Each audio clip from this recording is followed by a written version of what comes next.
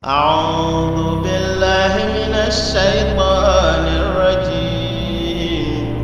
بسم الله الرحمن الرحيم. يا أيها الذين آمنوا كتب عليكم الصيام كما كتب على الذين من قبلكم لعلكم تتقون. أعوذ بالله من الشيطان الرجيم. بسم الله الرحمن الرحيم. والصلاة والسلام على رسول الله. السلام عليكم ورحمة الله تعالى وبركاته. Louange à Allah, maître du temps, de l'espace. Nous le louons et le glorifions pour nous avoir accordé cette grâce de vivre, d'être en pleine forme et de débuter ce mois béni de Ramadan de l'année grégorienne 2023. Puisse-t-il nous permettre de bénéficier au maximum de toutes les récompenses qui s'y trouvent à travers nos actes d'adoration, nos actes cultuels et aussi culturels. Je remercie les téléspectateurs d'épargner du temps pour nous écouter. Allah Azza wa Jalla a béni le mois de Ramadan par la révélation du Coran. Et les savants nous apprennent que le premier verset qui a été révélé du Coran, c'est Iqra. Lis. La lecture étant le moyen par excellence d'accéder au savoir. En cela, le mois de Ramadan, en plus de nous permettre, à travers les actes d'adoration, de nous rapprocher de notre Seigneur, de nous purifier, de cultiver davantage la foi. Ce mois est également un mois d'apprentissage, de découverte d'Allah subhanahu wa ta'ala, de ses livres révélés, de ses prophètes, de ses principes. C'est donc pour cela qu'Allah lui-même nous dit dans le Saint-Coran, Ta'rifuni qabla an ta'buduni. Apprenez à me connaître d'abord avant de m'adorer.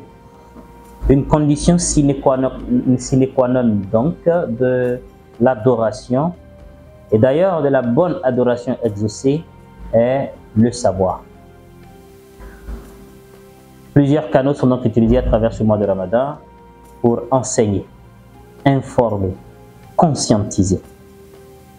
Nous sommes musulmans d'une époque moderne et post-moderne. Les réalités de notre époque sont diverses. Et parmi ces réalités se trouve la question du musulman et de la politique moderne. C'est en cela que votre chaîne a choisi de vous informer à travers ces petits échanges que nous aurons sur le thème le musulman et la politique, entre implication et indifférence. De plus en plus aujourd'hui, notre quotidien est impacté par la question de la gestion de la cité. La communauté, en plus des savants purement religieux et théologiques, regorge en son sein de savants dans plusieurs domaines de recherche et de savoir, de sciences qui sont contemporains. Beaucoup se spécialisent simplement en sciences humaines et sociales, en sciences politiques, en gestion, en économie, en commerce, en agronomie et ainsi de suite. Et ne manquent pas d'être musulmans. Beaucoup se retrouvent volontairement, consciemment ou accidentellement être mêlés à la chose de la politique. De là se pose une question fondamentale. La question de savoir si la foi religieuse, musulmane ou islamique si vous voulez, si l'appartenance à la religion musulmane tolère que le musulman ait des accointances avec la politique moderne. est-ce que le musulman que je suis, que vous êtes, doit-il se permettre de se familiariser, d'agir, d'être actif ou proactif sur le terrain politique? Cela nous concerne-t-il ou pas? Quelle doit être alors notre position, ou alors quelle est la position de notre religion, de notre foi vis-à-vis de la question politique? Loin d'être un savant, je m'aventurerai à aborder la question sous deux angles. Le premier angle étant la question de la politique en islam ou de l'islam politique. Cela pourrait faire objet de plusieurs tomes, d'un livre ou d'ouvrage. Le temps qui nous est imparti étant relativement court, nous allons faire l'effort de tenir en quelques minutes et de livrer les grandes lignes de la question. La politique en islam ou l'islam politique. Nous commencerons d'abord par la question de la création. Allah subhanahu wa ta'ala, lorsqu'il décida de créer l'homme, Adam alayhi salatu wa salam, et Hawa, son épouse, appela les anges et leur dit: Inni ja'il fil ardi khalifa. J'ai décidé de créer, d'installer sur terre un vicaire. Quel est le rôle d'un vicaire? Un vicaire est un administrateur de propriété, de biens et autres en l'absence du propriétaire ou alors sous dérogation ou délégation de pouvoir du propriétaire. C'est-à-dire donc Allah subhanahu wa ta'ala, en nous créant, nous a accordé le privilège d'être son représentant sur terre, de gérer les affaires mondaines, les richesses qui s'y trouvent, les êtres humains qui viendront plus tard. C'est d'abord ça le rôle du musulman. Prenons à présent l'islam, le contexte dans lequel l'islam a été révélé. Nous nous retrouverons donc dans une période d'ignorance, la période appelée de la Jahiliya, dans la péninsule arabique, où la cité était devenue une cité sujette aux pulsions les plus bestiales possibles. Plus rien ne s'appelait à l'époque droit de l'homme, égalité, respect de la dignité humaine. Et là, nous parlons du plan social. L'injustice régnait en maître, la bestialité, l'ignorance et les ténèbres qui vont avec couvraient cette partie du monde-là. À cela s'ajoute sur le plan spirituel le rejet de la suprême divinité d'Allah subhanahu wa ta'ala. C'est-à-dire que les Arabes de l'époque avaient choisi pour religion ou mode de vie spirituel l'idolâtrie. Et l'histoire nous rapporte que la Kaaba, aujourd'hui devenue lieu saint de pèlerinage pour les musulmans, qui d'ailleurs a été créée pour cette finalité-là par notre père Ibrahim alayhi salatu wa salam et son fils, était devenu le lieu d'hébergement de plus de 360 idoles qu'adoraient les Arabes. L'islam est venu donc dans ce contexte-là comme une lumière pour remettre en cause, d'abord dénoncer un système social de gestion de la cité qui était non conforme à ce qu'Allah subhanahu wa ta'ala, qui a créé ces hommes, qui a créé sa terre et qui a implanté toutes ces ressources-là, contraire au système qu'Allah subhanahu wa ta'ala voulait. L'islam est donc venu dans ce contexte-là pour apporter de la clarification, éclairer, dénoncer, remettre en cause, puis ensuite proposer un système meilleur, une réforme, à travers la révélation du Coran, la sunna de notre Muhammad sallallahu alayhi wa sallam. Rappeler donc ce qui devrait être au détriment de ce qui était déplorable. C'est en cela qu'on appelle aussi le Coran un dhikr, le rappel. reformer la société et axer son fonctionnement sur l'unicité de la foi en Allah subhanahu wa ta'ala, détourner les êtres humains d'un mode de vie qui était centré sur la passion, sur l'insouciance, caractérisé par la perversité. Mais une chose, lorsque l'islam est arrivé et que Rasul alayhi salatu wassalam a porté le message, ce message n'a pas pris au début. Ce message s'est confronté à un système préétabli qui arrangeait les Arabes de l'époque. Il y a eu rapport de force. Il y a eu antagonisme avec ce qui venait d'Allah subhanahu wa ta'ala et ce que les hommes avaient établi. En a résulté de la persécution. Les musulmans ont fui d'abord vers l'Abyssinie, puis ensuite ont fait une deuxième hijra vers Médine. Le prophète sallallahu alayhi wa sallam a rejoint ensuite les musulmans qui ont émigré parce qu'ils ont subi des persécutions pour leurs opinions qui étaient des opinions révélées par Allah subhanahu wa ta'ala et qui proposaient une égalité de traitement, la justice, la réforme sociale, autant sur le plan spirituel que sur le plan mondain.